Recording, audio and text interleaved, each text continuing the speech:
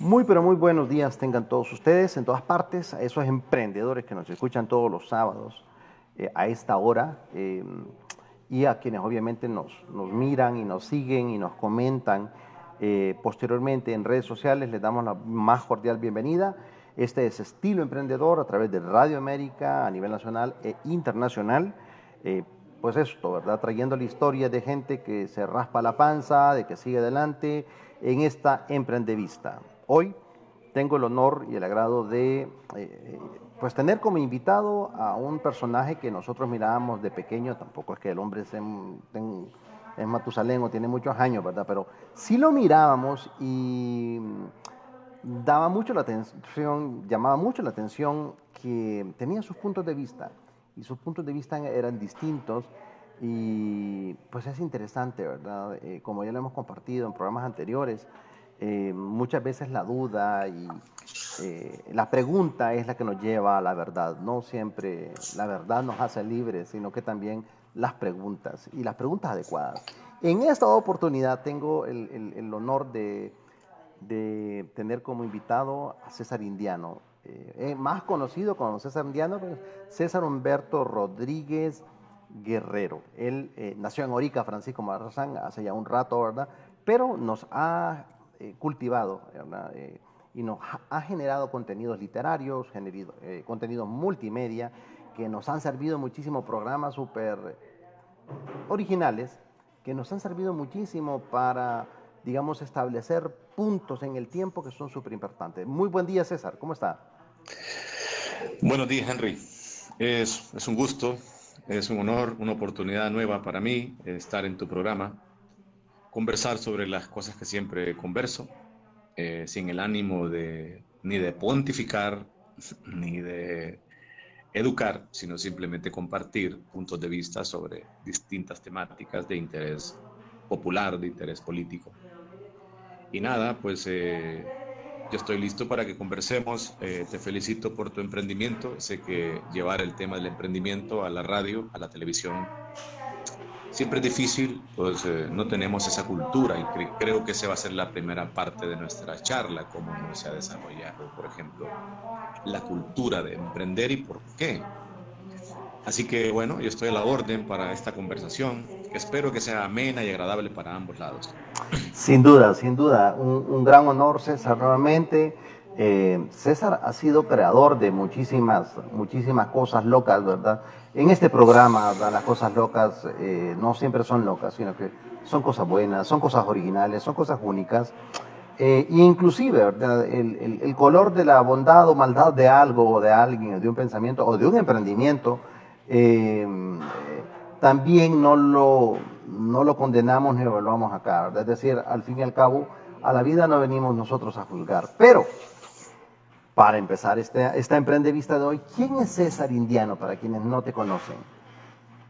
Bueno, yo soy un escritor que, que he tardado un buen rato en aprender a escribir.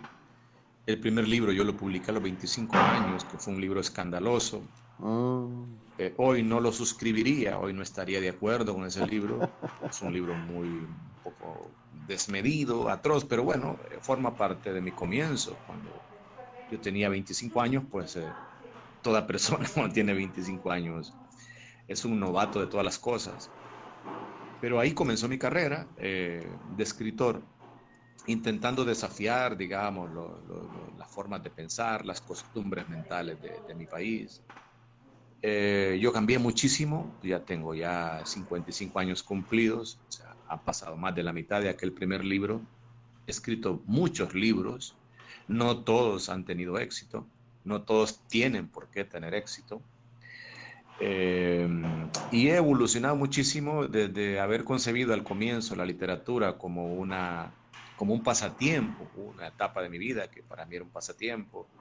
Después la interpreté como un sacerdocio, como que el escritor era una persona superdotada, mejor que los demás, para dar consejos, para dirigir la sociedad, y todo eso son falacias, todo eso son estereotipos que la gente va aceptando por no entender las cosas esenciales del oficio de escribir. Entonces, tú me preguntas quién soy. Soy un escritor que sigue escribiendo, que se ha esmerado por mejorar, y aprender, y que al final le di la vuelta a la tortilla Ujú, en el sentido de concebir el oficio. Creo que ujú, soy el aporte claro. que le he hecho a la cultura es que el artista, que el pintor, que el teatrero entienda que estos no son pasatiempos y que si lo hacen como pasatiempo, pues no van a triunfar, sino que son oficios muy importantes para una sociedad. Hay que aprender a vivir de ellos y que en las universidades no se gradúan escritores, sino que son oficios voluntarios y personales. Yo asumí este oficio voluntariamente, nadie me obligó a ser escritor. Entonces tengo la obligación de mantenerme en él y tratar de vender mis servicios a los demás. Entonces, eso es lo que soy, un escritor. Oye, y has hablado un poco sobre las cosas esenciales. Em, Compartimos tres aspectos esenciales que a consideración de César Indiano debe tener cualquier emprendedor en la actualidad. En el, yo te podría hablar de emprendedor desde mi campo. Tuve que convertirme en un emprendedor de la literatura y del teatro, porque también yo escribo y en alguna etapa de mi vida tuve mi Buen compañía día. de teatro. Tuve mi compañía de teatro, la mantuve por 9 años consecutivos y creo que soy de los primeros, no el primero, pero soy de los primeros que concibió la planilla, la nómina de actores para asignarles un salario y tener unos beneficios de ley.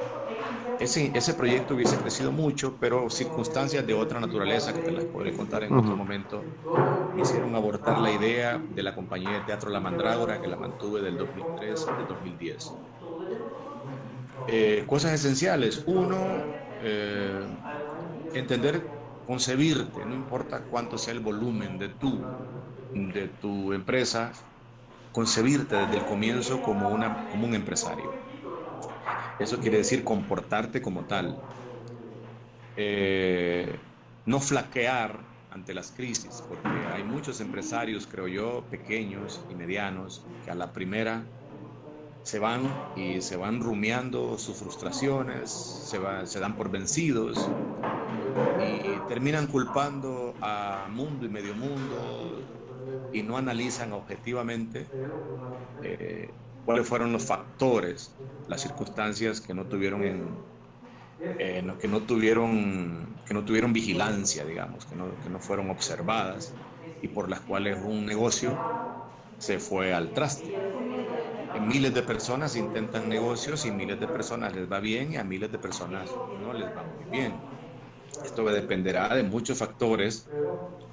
En el caso mío fue una circunstancia política, porque al ser yo un director de teatro que daba servicios teatrales y que vendía mi espectáculo, nos poníamos una meta de vender 4 espectáculos al mes y nuestro cliente meta eran los institutos medios, o sea, los colegios públicos de Honduras, donde nosotros llenábamos un salón, digamos, de 500, 1,500 personas para una presentación de un espectáculo, cobrando lo que se podía cobrar según fuera la capacidad adquisitiva de cada institución y dejando un porcentaje de beneficio económico para el colegio. De esa manera yo mantuve el modelo de trabajo con la Mandrágora del 2003 al 2010 y mis sectores llegaron a ganar bien. A tal grado que muchos que tenían oficios en otras áreas, en otros ramos del asunto, terminaron por dejar sus oficios, por decirte a alguien, uno de ellos era mecánico, el otro trabajaba con el gobierno. Todo eso lo fueron dejando para dedicarse exclusivamente al teatro cuando vieron que el teatro era una fuente segura de dinero, de ingresos.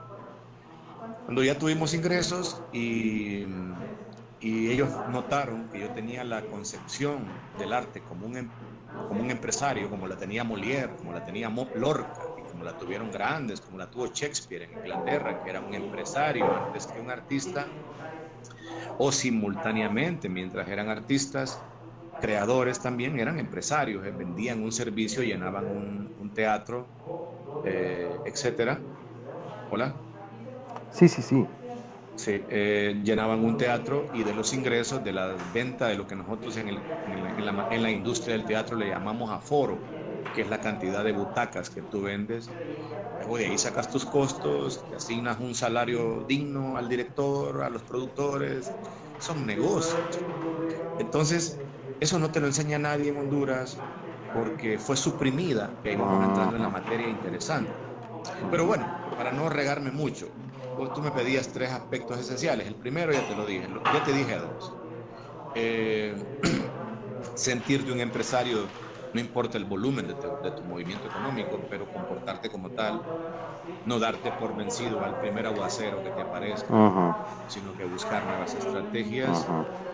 y tener suficiente paciencia en el tiempo, porque en muchos casos el éxito puede llegar a los 10, a los 20 Bueno, señor. o al final de tu vida. Sí. Si vas muy precipitado, no te puedes dedicar al emprendimiento porque quieres un éxito a la primera, al segundo año, al tercer año. Y no, tienes que crear, creo yo, una tradición, una Ujú. confiabilidad con las personas a las que sirves tus productos o tus servicios. Muy bien, muy bien. Me parece muy interesante porque, bueno, no hay un camino fácil para llegar al emprendimiento. O sea, hay que ir en el paso a paso, ¿verdad? En el paso a paso, claro. Aprendiendo, cometiendo eso que llamamos fallas, aprendizajes, como se llame, pero hay que ir en ese paso a paso. Ahora bien, hablemos un poco sobre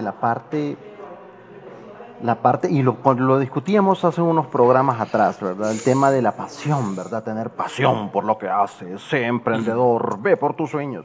Pero a veces tus sueños te juegan mal, ¿verdad? Porque quizás no es porque los sueños per se sean malos, sino que tenés que ajustar, digamos, ciertas cosas en un proyecto, digamos, está el tema del tiempo, los recursos y el alcance, ¿verdad? Entonces, eh, en algunas ocasiones, de repente, ponerse a hacer, digamos, cosas como, ¿qué te digo? Como, no sé, plástico comestible, por ejemplo, ¿verdad? Quizás la tecnología no está en este momento diseñada para eso, ¿verdad? Ese es tu sueño, sigue adelante, ¿verdad? Seguramente lo vas a Sí. encontrar algún día, pero la pasión nos eleva demasiado del piso, ¿verdad? Nos hace flotar un poco y no nos hace sentar objetivamente en una situación real. Partiendo de eso, ¿cuáles crees que serían esos como engaños o autoengaños que uno se hace como emprendedor? Es un buen tema, Henry, porque yo prefiero reemplazar el tema de los sueños. Cuando tú te planteas ante la sociedad con sueños, pues la gente acaba creyendo que eres un soñador. Entonces, esa frase, esa palabra puede ser en algunos momentos, en algunas circunstancias muy peyorativa. Cuando la gente te concibe como soñador, piensa que un soñador es una persona que está que está queriendo, buscando cosas fuera de lo alcanzable, fuera de lo posible. De acuerdo. Eh, en todo caso, no es que sea prohibido tener un sueño, sino que el sueño tiene que ser muy secreto. Para mí el sueño no tiene que ser expresado. Lo que tiene que ser expresado para mí es el propósito concreto. Yo creo que en vez del sueño, que eso debe ser secreto, Ujú. personal, uno debe hablar con los demás, con tus interlocutores, con tus cónyuges, con tu familia, de los propósitos concretos, porque los propósitos siempre son terrenales, son cosas alcanzables y es menos fácil sabotear un propósito que un sueño. Eh, la gente tiene que entender de que no está el universo alineado para que yo tenga éxito, sino al contrario, está todo listo para que yo fracase. Es decir, nadie está conspirando fuera de mi casa para que yo tenga éxito, sino todo lo contrario. Una vez que salgo fuera de las paredes de mi casa, lo que voy a encontrar es el mundo como siempre ha sido, un mundo hostil que no acaba de comenzar, sino que este mundo desde que se creó Cambio. siempre fue Ah, hostil, ah, siempre fue sí, difícil, la gente no está esperando tus ideas ni tus proyectos, ni los va a claro. recibir siempre con agrado. Por lo tanto, es un poco ingenuo que la gente crea que allá afuera Ujú, hay un mundo de ángeles esperando, claro. un mundo de personas buenas esperando para que uno se realice y lleve a cabo sus propósitos o sus sueños. No, no es así. Uno tiene que caminar siempre con los pies en la tierra. Y caminar con los pies en la tierra es, uno, conocer mucho a la persona de uno. Por ejemplo, saber cuáles son los potenciales, las facultades que realmente uno tiene para un talento, para una vocación, para un oficio, o si no tiene ninguno. Es muy Ujú. raro que hayan seres humanos que no tengan alguna habilidad o alguna destreza, pero hay que estudiarse mucho uno, porque cuando uno toma la decisión de ir por algo sobre un territorio donde la gente es muy talentosa y uno no lo está casi garantizado el fracaso.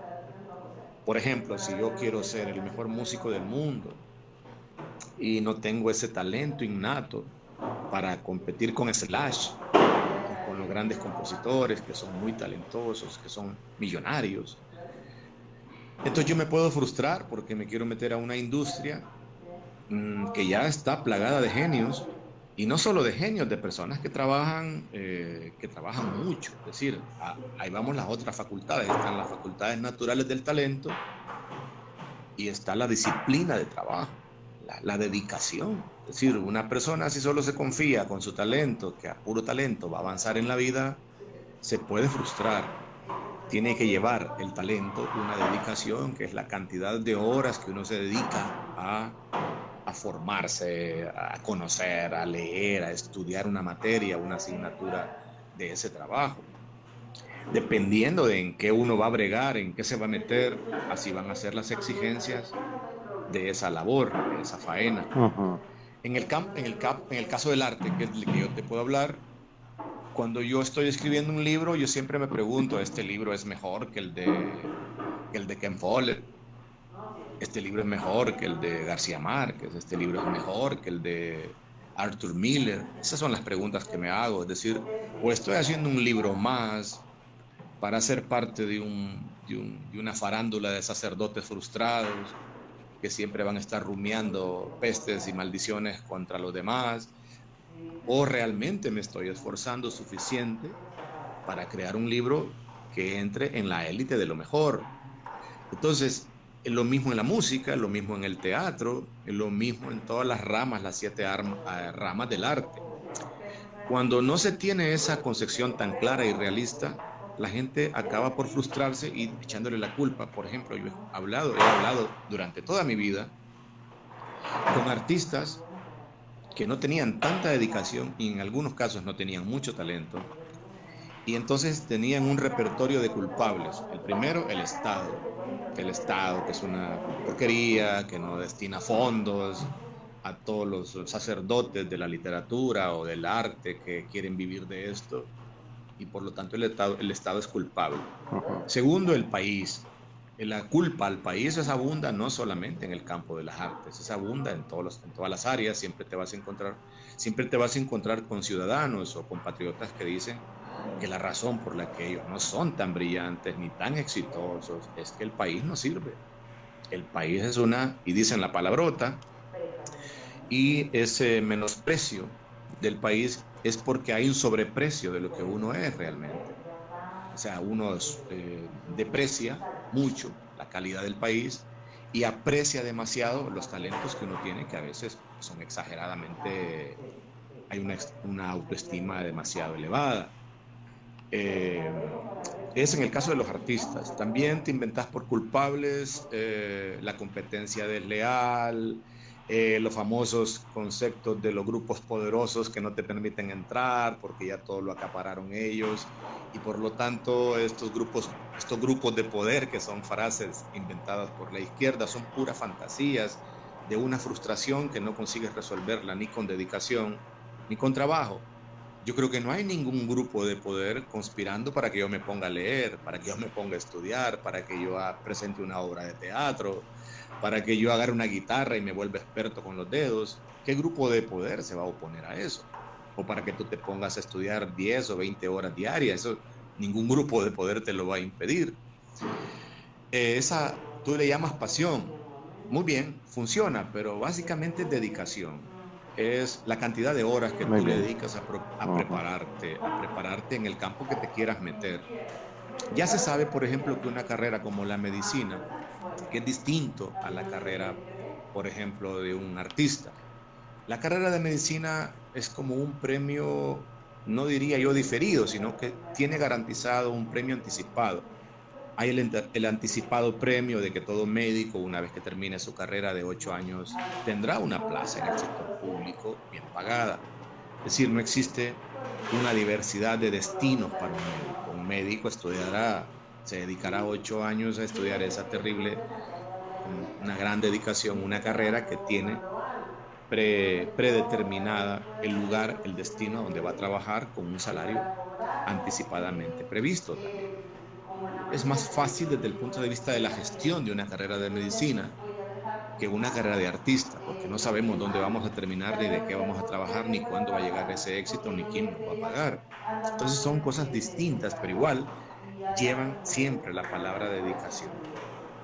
Ahí vamos entrando ya al terreno, Henry, de diferenciar entre las carreras, podríamos llamar oficiales, burocráticas, y las carreras libres. Hay que saber diferenciar eso. Muy bien. El país, ¿ya? Bueno, no sé si quieres parar o No, no, preguntar no. algo que se me haya No, no, olvidado. no, adelante, adelante, adelante. Sí, bueno, es que Eh, recordaba mucho eso que hablabas del tema del Estado, de que el país, pero hay otro elemento también que nos hace un poco de daño, ¿verdad? Es el tema de las comparaciones, ¿verdad? Es ¿Qué que en comparación? Estados Unidos, es que en este otro país, es Ujú. que Es allá. interesante. ¿Por qué? Porque al final, digamos que el estándar básico debería ser, ok, ¿puedes leer y escribir? Sí, sí puedes, ok. Sí. Agarra un libro. Ahora, ojo, va, ojo. Tampoco es que leer y escribir te va a llevar a tener Mm, no, éxito, ¿verdad? no, Digo, no, no. bueno, No hay una fórmula para el éxito. no hay una Leer y es, fórmula, no exactamente. existe una fórmula. No la tiene ni John Maxwell, ni John Maxwell, ni la tiene Covey Stephen, ni Stephen Covey, ni la tiene nadie. Es decir, es la vida en sus desafíos permanentes, en su misterio también, porque la vida es un misterio. Yo me gustaría ahondar un poco en el tema que tocaste ahora, del mito de la felicidad está en otra parte, que por cierto ese es un tema interesante que lo tocó Milán Kundera, tiene un libro que se llama así, La vida está en otra parte, o La felicidad está en otra parte. También ese es parte de los mitos. Está el mito del gobierno, del Estado es el culpable de mi frustración, el mito de yo soy demasiado inteligente para este país que está lleno de borregos. Yo he Sí, escuchado muchos hombres hablar despectivamente del campesino, del sí, ignorante, de que no saben nada, por eso es que los dominan. Ellos no se sienten dominados, son los demás los que están dominados. claro, Y claro. luego a esta serie de mitos hay que agregar el que agregaste, el que dijiste tú, que es en los Estados Unidos yo sería el as, el campeón. Si me voy a España, allá Cambio mi sí me vida. valorarían, Sí. allá sí echarían de ver cuán valioso, genial, brillante soy, cuán preparado soy, cuánto valgo. Son mitos, mitos, porque yo, por ejemplo, que emigré, y estuve 3 años en Barcelona y este mismo relato, este mismo testimonio te lo podrían dar personas que han ido a los Estados Unidos y han estado allá 20, 15, 5 y han retornado, te lo pueden decir. En cualquier parte del mundo, Henry, las horas duran 24 horas, no duran 40 horas los días en los Estados Unidos y tú decides cuánto de ese tiempo vas a estar dedicado al trabajo, a la preparación o no. Por ejemplo, un detalle tan sencillito, si te vas a vivir a Estados Unidos, la pregunta que te tienes que hacer es, ¿cuántas disciplinas tienes para adquirir una segunda lengua, para aprender el inglés, por ejemplo? No tienes esa disciplina, puedes estar 20 años ahí y volver hablando el mismo caliche que hablabas antes de irte, porque no tienes esa dedicación, esa consagración a un objetivo, a una meta. Muy Pero en bien. fin, conclusión, en ninguna parte del mundo te la van a poner fácil porque ya hay millones de personas compitiendo por los mismos espacios. Es verdad, yo aquí en Honduras, por ponerte el caso, si yo quiero competir con los otros escritores, pues me toca competir contra 10 escritores. Pero si me voy a Barcelona, me toca competir contra 1000. Y 1000 que ya estaban allí, que hablan catalán, que desde los 32 años están luchando y bregando para entrar a la industria editorial. Entonces yo vengo a ponerme en esa cola y me toca la fila 1001. Entonces, en ninguna parte del mundo son mitos, las cosas son fáciles. A donde quiera que te vayas a Canadá, te vayas a España, a los Estados Unidos, te la pondrán difícil. Ganarás más, pero pagarás más. Es decir, ganarás en dólares, pero todo lo que vas a comprar también es en dólares o en euros. Pagarás una... ¿A qué jornalero se le ocurriría en Honduras pagar una habitación por 200 euros? A nadie. Pero allá o la pagas o duermes en la calle, si estás en España o si estás en Francia, o la pagas o te toca ir a un dormitorio público y estás aún, fíjate que estás, cuando tú te vuelves un inmigrante, estás a a un paso de ser un vagabundo, Ujú. porque se rompen los arraigos que tú tienes cuando tú te mueves a un país extraño, eh, inmediatamente eres un extraño. Eres un extraño inclusive para tus propios compatriotas porque han llegado ahí a meterse en una lucha, en una guerra por la sobrevivencia. Ujú. Entonces, en esa guerra por la sobrevivencia te toca vivir situaciones que en Honduras nunca las había vivido, jamás, Claro, nunca. claro. Es un tema largo lo de la inmigración, pero en conclusión, para ir zanjar este tema aquí, en ninguna parte del mundo de la Tierra están esperando a nadie con la alfombra roja para que tenga éxito. Perfecto. Bueno, esta es, ¿no?, para quienes nos recién sintonizan, una entrevista con César Indiano. Estamos hablando de emprendimiento y otros chunches, ¿verdad?, en esta emprendevista. Y esta es la primera parte. Vamos a cerrar esta parte para comenzar la segunda y última parte de este espacio. Bueno, pues seguimos en esta emprendevista hablando sobre emprendimiento y otros chunches, ¿verdad?, con César Indiano. Y estamos hablando acerca de los mitos, ¿verdad? Estábamos hablando de la aspiración que uno tiene, del sueño de que cuando yo tenga, cuando yo estudie, cuando yo me gradúe, cuando yo viaje, cuando yo viva, ¿verdad? Pero siempre vivimos o en el futuro o en el pasado, ¿verdad? El pasado ya es concreto, ya pasó y Sí, es ya pasó. fundamental. El futuro es abstracto y hoy día con las, con las, con las teorías de multiuniversos o multiescenarios, O los ¿verdad?, pues metaversos. es más complicadillo todavía, ¿verdad? Básicamente lo concreto y lo real es el aquí, Sí, lo el que estamos ahora, haciendo ahora. lo que estamos haciendo en este momento.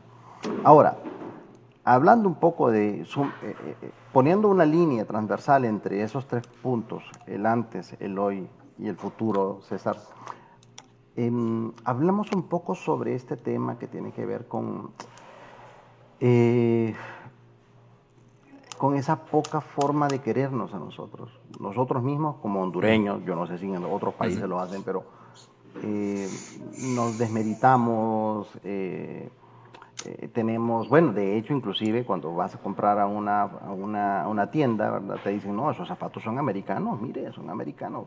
¿Y qué tiene de malo que sean de Santa Bárbara, ¿verdad? Es decir, Ujú. también son muy buenos, ¿verdad? Cuéntanos un poco Ujú. qué ha pasado con ese espíritu emprendedor que nos lo han separado así como una sticker. Bien, es un tema bien complejo y tiene historia, se requiere un poquito de herramientas sociológicas, culturales, políticas, para comprender cómo la sociedad va transformando sus creencias y sus valores, a veces de forma, podríamos decir, inconsciente. No todo el mundo está consciente de cómo cambia su forma de pensar, Ujú, sí. porque son cosas que van simplemente sucediendo y no se sabe en qué momento la gente llegó a tener un absoluto autodesprecio por lo propio y por qué razón que hay detrás, un desprecio y un repudio por todo lo que se considera latinoamericano y una supremacía voluntaria por todo lo que se hace en Europa, en los Estados Unidos o en Japón, a las naciones que nosotros vemos como supremas, sin haber nunca tenido ninguna experiencia real. En parte viene de que la mayor parte de la gente tiene una visión turística de la vida.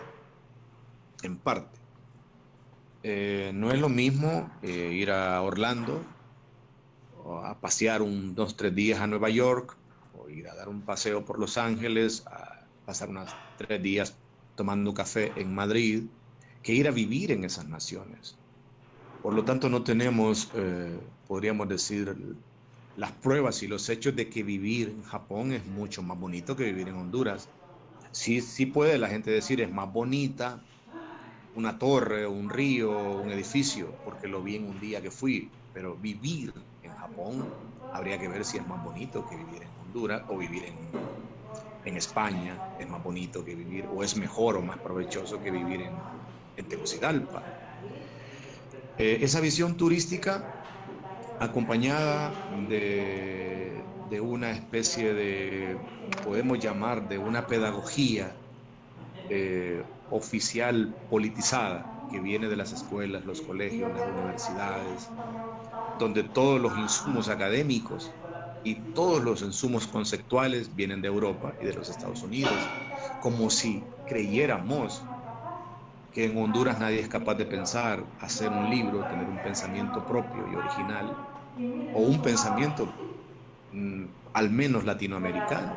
Es decir, nosotros hemos tenido pensadores que han pensado en clave latinoamericana desde 1815 en adelante, fantásticos y geniales escritores que han sido en algunos momentos superiores a cualquier teoría bizantina de Emmanuel Kant o de Kierkegaard.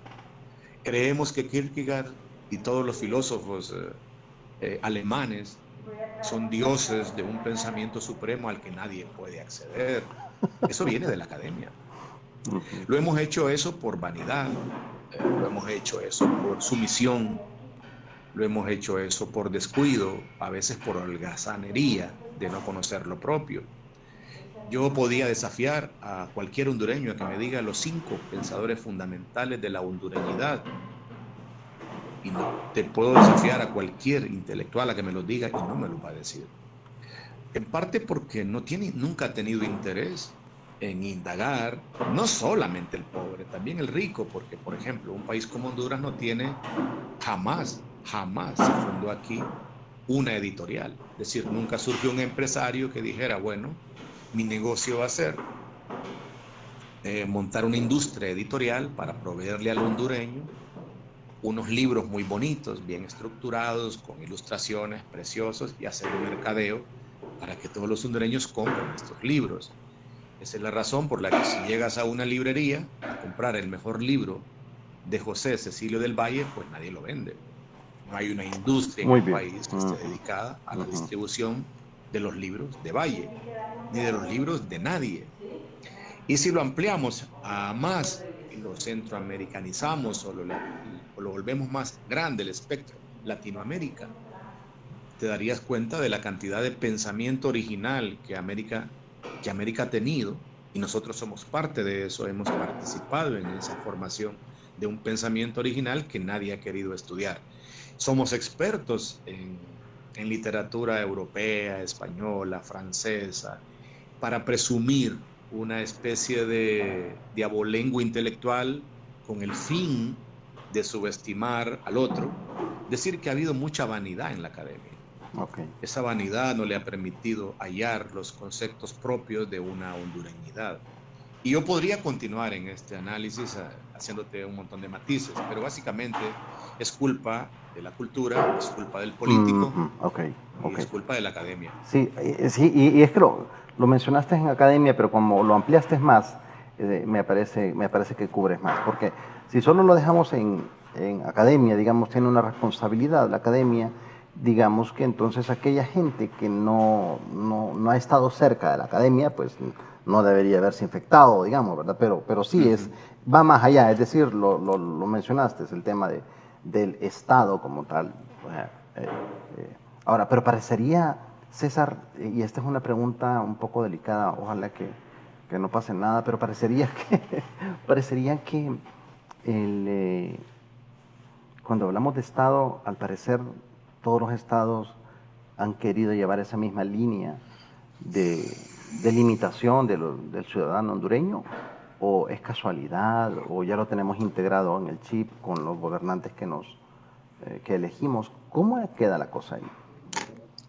Bueno, ahí entramos ya en el campo propiamente político, porque obviamente el control y el manejo y la administración del Estado ha tenido diferentes momentos con diferentes características. Ujú.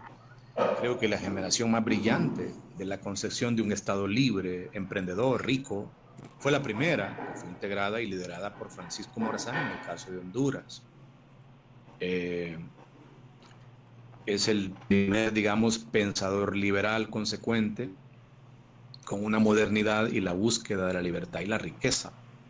Es lo que planteaba básicamente nuestra primera generación de políticos brillantes. Y por cierto, esos políticos brillantes tuvieron una influencia bastante notable a nivel centroamericano, porque ellos tenían una concepción centroamericanista de Claro. la historia. Luego vino una generación de pensadores conservadores, donde ya se aferraron, digamos que hubo un retroceso en la concepción del Estado, en la concepción del Estado ya caciquil, conservadora, religiosa, porque hay un Estado permanente que siempre permanece, que es el Estado Vaticano, que es, ahí vamos a hablar del poder político de la Iglesia Católica, que lo ha tenido a nivel de todas las naciones latinoamericanas y latinas. Ese es un Estado permanente, que siempre haya alianzas estratégicas con los estados eh, efímeros. Por ejemplo, ellos, en el caso de Honduras, ha sido dominante la visión conservadora de la política y de la economía. Es decir, el Partido Nacional ha dominado la política y la economía en un 70%, mezclado con los periodos militares de 1963 a 1982. Entonces, la forma en que se manejó el Estado y la concepción de la vida desde el Estado, manejada por los nacionalistas conservadores y los militares, impactó en la forma de pensar de los hondureños. El Ujú. hondureño tiene una forma de pensar que viene de la política. ¿Cuáles son las tres características de esa forma de pensar del hondureño? Las tres son malas y son erróneas para mí. El hondureño cree que el Estado es un proveedor, pero cuando digo el hondureño no únicamente me refiero al pobre y al campesino. Eso viene de más enfáticamente del 50 para acá. Del 50 para acá, con el gane de la guerra, aparece lo que se llama en el mundo la planificación de la economía, donde el Estado es el árbitro supremo de la vida de la gente. Antes de la guerra no era así. El protagonista supremo de la ciudadanía era el ciudadano como tal y sus emprendimientos en todos los aspectos de la vida. Ujú. De la gana de la guerra para acá, el Estado se vuelve la voz suprema y es el que toma el control de la vida de todos, no únicamente del pobre, sino también de los ricos. Ok. Entonces, Ujú. el hondureño piensa que el Estado tiene la obligación de darle educación gratuita, de educarlo, de vestirlo, de darle casa, de regalarle, darle empleo, de darle salud y que todo eso sea gratuito. Eso está en la mente de los ricos y de los pobres, porque eso viene de una filosofía un poquito perversa, de un teórico británico que se llama Maynard Keynes, el keynesianismo, de la forma de pensar donde el Estado lo hace todo, se hace gigantesco, el Estado se hace gigantesco y lo hace todo. Por lo tanto, desde el kinder, pasando por las primarias, llegando a la secundaria y saliendo de la universidad, no existe ninguna probabilidad de que un catedrático o un pedagogo o un educador le diga a este niño que en el futuro va a ser un empresario. Ujú. A ninguno le dicen eso. Ujú. Todos, desde que van al kinder hasta que egresan de las universidades, salen convencidos de que el Estado es el proveedor, Ujú. es el papá, es la mamá, es la fuente de riqueza, es la fuente de empleo. Por lo tanto, no tengo ninguna obligación cívica de emprender un Ok. negocio. Pregunta allí, pregunta. Pero Keiner vivió en una época en la cual desde mucho tiempo atrás se venía arrastrando eso mismo, digamos, en países desarrollados, ¿verdad? Pues lo que había que cultivar y darle el tributo al rey, ¿verdad? y ver, tratar de Sí, cómo sobrevivir, ¿verdad? ¿Por qué? Porque al final el rey y todo su, su, su gente, ¿verdad? Eran su equipo. quienes gestionaban todo ese espacio de tierra y de personas. ¿No viene eso de los países desarrollados de épocas anteriores? No, los liberales en el caso de Inglaterra, por ejemplo, fueron los primeros que pusieron en su sitio a la realeza. Es más, volvieron a la era victoriana, una era liberal. Porque el liberalismo, que vamos a situarlo a partir de 1850, que el liberalismo se tergiversó y se malinterpretó en el siglo XX, pero el liberalismo es la forja de un ciudadano capaz de comer por cuenta propia, de trabajar, de emprender un negocio y de tener sus propios Wow, ingresos. wow, wow, wow. Esa es la concepción del liberalismo original. Bien diferente a lo que conocemos hoy, Exacto. ¿verdad? Absolutamente. Entonces, los teóricos ingleses convencieron a los reyes de que ellos mismos se hicieran liberales. Esa es la razón por la que la corona se hizo rica, Muy bien. porque claro, tenían las conexiones, el acceso a los científicos, el acceso a los intelectuales y vieron que se podían hacer muy buenos negocios. En cambio, en comparación de la realeza española, que es ladrona y saqueadora, la realeza inglesa en su momento fue emprendedora.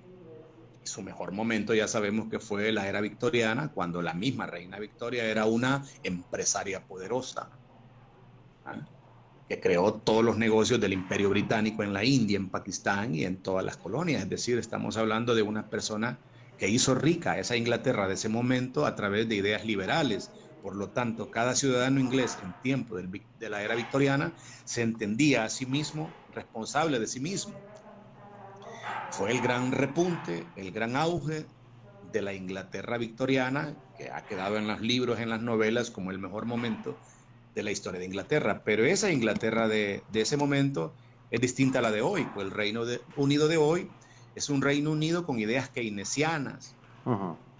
Ok, donde después, antes y después de la guerra, al inglés no se le enseñó a ser así. Entonces la Inglaterra de hoy está llena de holgazanes, de haraganes, de burócratas, de ladrones, de saqueadores, y ese Reino Unido de hoy es un Reino Unido pobre, donde el 100% de la población vive de los negocios estatales. Ya nadie emprende. No estamos hablando de la Inglaterra del siglo XIX, ujú. estamos hablando de la Inglaterra burocrática, holgazana y subdesarrollada, diría yo, del siglo XX. Muy bien. Estos postulados que mencionas, interesantes, basados en historia, basados en posturas también de gente que ha hecho su diferencia. Ahora, volviendo al tema del espíritu, de esa separación, ¿verdad?, entre el hondureño y el espíritu emprendedor, ¿verdad? Lo comentaste así, algunas palabras que recuerdo. Un tema era la influencia fuerte de la iglesia, otro tema mencionaste que también un aspecto político, ¿verdad? Eh, Ahora bien, ¿qué hay que hacer? Ya conocemos el problema. ¿Cuáles serían, digamos, tus postulados? Eh, Obviamente no se va a hacer de que terminemos el programa y ya está hecho, ¿verdad? Eh, Hay que mirar, hay que tener una visión bastante multidimensional de la cosa, ¿verdad?, para poder hacer cambios. ¿Podrías compartir con nosotros unos tres postulados de lo que sugerirías De lo que podría hacerse. podría hacerse? Sí, claro. Lo que uno puede hacer, en primer lugar hay que ponerle una delimitación. Digamos, yo, César Indiano, no puede transformar a Honduras, pero Mm, yo sí puedo transformar mi entorno, por ejemplo. Por ejemplo, yo soy una persona que hace negocios y busco otras personas que les agradan hacer negocios y tengo relaciones con los demás que sean provechosas y productivas y voy buscando gente. Si yo me pongo a esperar a que Honduras tenga esa mentalidad, yo me voy a morir de tristeza o de frustración. Pero sí hay gente en el país que le gusta andar en cosas reales, que le gusta hacer cosas para prosperar, o sea, que no anda perdiendo su tiempo.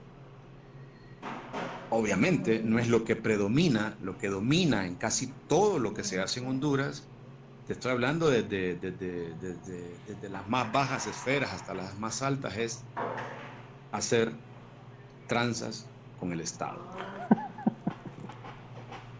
Es decir, muchas profesiones aquí, casi todas las profesiones están vendidas al Estado. Y muchas empresas solo pueden operar de la mano del Estado. Es decir, que no tienen realmente unas operaciones mercantiles, unas operaciones administrativas al margen del Estado. El Estado es el que los mantiene con vida. Por lo tanto, mientras se siga endiosando el Estado de esa manera como el ente que lo soluciona todo y que está a cargo de todo, Honduras como sociedad nunca va a ser una nación competitiva. Pero eso no quiere decir que no hayan dentro de Honduras personas competitivas. Es decir, personas que se liberan de ese esquema. Ahí donde va y pues te responde el primer punto. Primero, libérate del Estado. Deja de reunirte con políticos.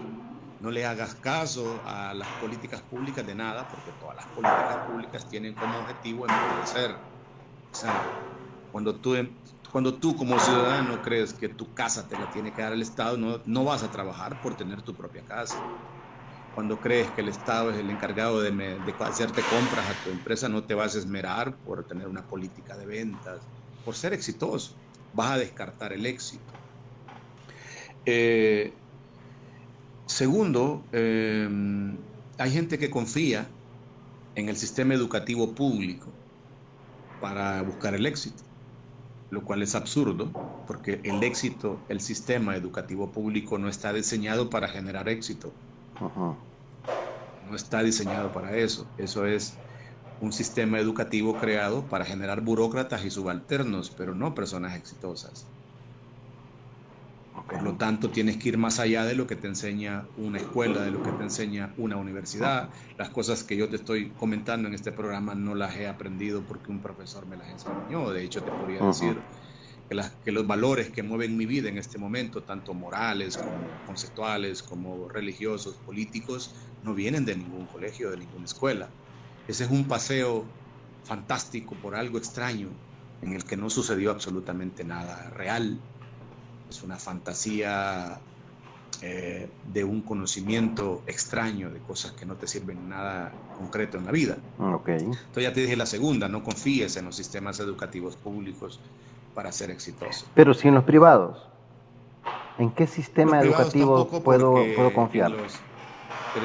en los privados tampoco porque como el Estado se dio cuenta de que existían opciones privadas donde se podían enseñar otras teorías y otros enfoques de la vida, lo que hizo fue cooptar el sistema educativo a través de una ley que obliga a las entidades privadas a estar sometidas al sistema orgánico de la educación pública. En otras palabras, ninguna universidad enseña lo que se le antoja ni lo que quiere, sino que está supervisado por el ente supremo, que es en este caso la Universidad Nacional. Y son a veces obligados a contratar los mismos catedráticos. Muy bien. Hace poco, mira, leía en un documento que escribiste sobre el tema de la estandarización. Creo que estabas viendo un resumen sobre la Biblia del asno, ¿verdad?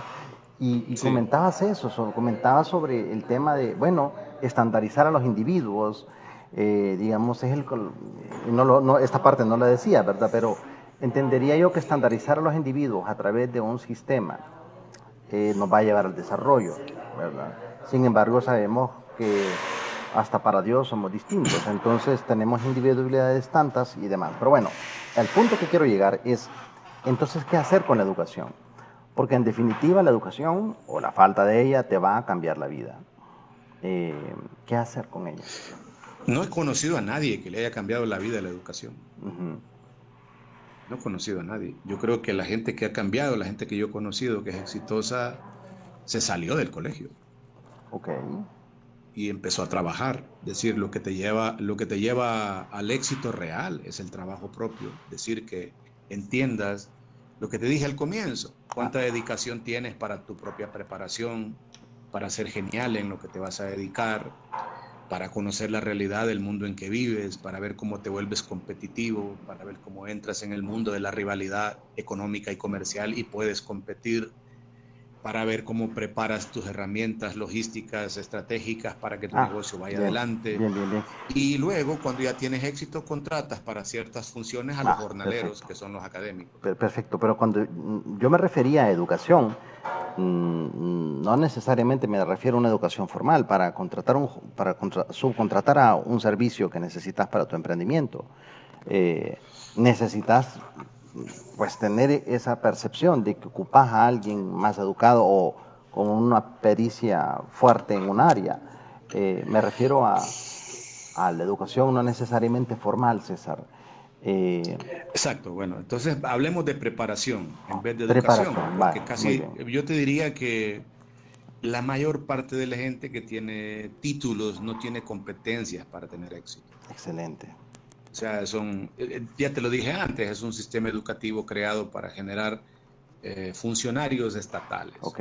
Pues sabes que cuando trabajas con el gobierno no tenés por qué ser Muy bien. experto ni bueno en nada. O Ujú. sea, siempre se te va a pagar, tengas o no resultados. Y es más, te vas a hacer en algunos casos hasta millonario si le entendés al trámite de la corrupción y Ok. si le entendés al trámite de la pertenencia a los partidos políticos. Sí. En el ámbito público, estatal, nadie te va a exigir absolutamente ningún rendimiento de calidad de nada en ningún ámbito de lo Ok. público te va a exigir nada, vas a tener siempre dinero, siempre se te va a pagar aunque no tengas ningún resultado en nada. Entonces, ese mundo no es que lo puedes cambiar porque sencillamente no es tuyo. Yo, por ejemplo, no pertenezco a ese mundo, ni envidio ese dinero, ni me interesa como tal. Ok. Ok. No pertenezco al otro, al ámbito de lo privado, donde la gente anda en cosas reales, dando servicios reales, y si no trabajo en algo real y no presento una calidad y una certificación de lo que hago, no hay salario, pues ese es el mundo real de la vida real. Muy bien. Entonces hablemos de preparación en vez de educación. Me La parece mayor bien. parte de la gente que ha saqueado estos países, te oí bien esto, son personas educadas, Muy bien. Perdón, César. todos. Solo tenemos 5 minutos más. Y, Sí. quiero aprovechar este tiempo para que nos comentes. Hablaste de competencias para el éxito. Contanos sobre un par de competencias para el éxito que creemos que deberíamos desarrollar. Competencias hay muchas, yo no sé si serían, es una combinación que tiene que ver con, por ejemplo, cosas como el carácter y el temperamento de la Mm, gente. Hay que entender que no todo el mundo nació ni para ser líder, ni para ser brillante, eh, pero sí todo el mundo puede descubrir una faena que tenga dignidad. Por ejemplo, vaya, yo diría que una persona que vende tortillas aquí en países como estos lo ven como un fracaso. Pero yo pienso que esta es una labor interesante porque es una persona que vende su producto en una esquina, que vende un servicio también y que de eso vive. Si lo hace bien, creo que puede mantener dignamente una familia. claro, Lo perfecto. mismo un guitarrista, lo mismo un obrero, un peón, un jornalero. El desprecio por las actividades que llaman despreciables es una doctrina de la política. Porque el mensaje que te está diciendo la política es, mira, vas a ser castigado si tú no te filtras por un sistema académico para que te conviertas en burócrata. Tú vas a estar vendiendo mangos, vendiendo tortillas o haciendo de peón o de jornalero, Ujú, con lo cual viene un desprecio por las actividades ujú, más fundamentales de una ujú, sociedad, porque yo no me imagino un mundo en el que nadie lo limpie, un ujú, mundo en el que nadie repare los motores, un mundo en el que nadie construya casas. Yo ujú. no me imagino ese mundo, un mundo en el que nadie Claro. mueva las máquinas. Ujú. Entonces, ese desprecio por la actividad física y por el trabajo es una doctrina política, es una política de Estado que tiene que ser vencida a través de los hechos. Yo no tengo nada, como te digo, concreto contra el Estado. Si el Estado si quiere seguir perdiendo su tiempo, lo puede perder. Claro, pero es a costa de empobrecer a la sociedad, de quitarle y de saquear el dinero que gana la gente, porque el Ujú, Estado se ujú. mantiene del impuesto del que trabaja. Ok. Y tampoco hablar de un estado específico, puede ser del nuestro, Un como... Estado pequeño. Yo Ok, creo que hay que devolverle al Estado como tal, al gobierno como tal, las tres funciones básicas. Y ahí lo demás no tiene por qué hacerlo el ok, Estado. muy bien. Las naciones que se desarrollaron, porque en este momento ninguna nación se va a desarrollar. Las naciones que ya se desarrollaron lo hicieron hace 2 siglos con los liberales. Ajá, Y muy bien, ya, ya. Y ya ahí se agarraron quedó. esa ventaja, pero en este momento ninguna nación se va a desarrollar. Perfecto. César, hemos llegado al final de esta emprendevista. Te agradecemos muchísimo. Tenemos un montón de temas que quedaron pendientes allí, ¿verdad? Hay que subrayarlo para otro programa. Muchas gracias, Henry. Te animo a seguir. Eh, son temas que requieren muchos afinamientos, asustan.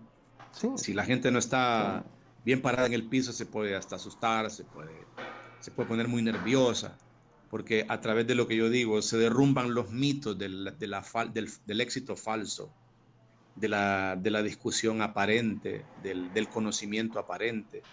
Todas las discusiones que en Honduras ahora se desarrollan en los foros del periodismo, son discusiones aparentes de personas que tienen miedo a hablar de la realidad.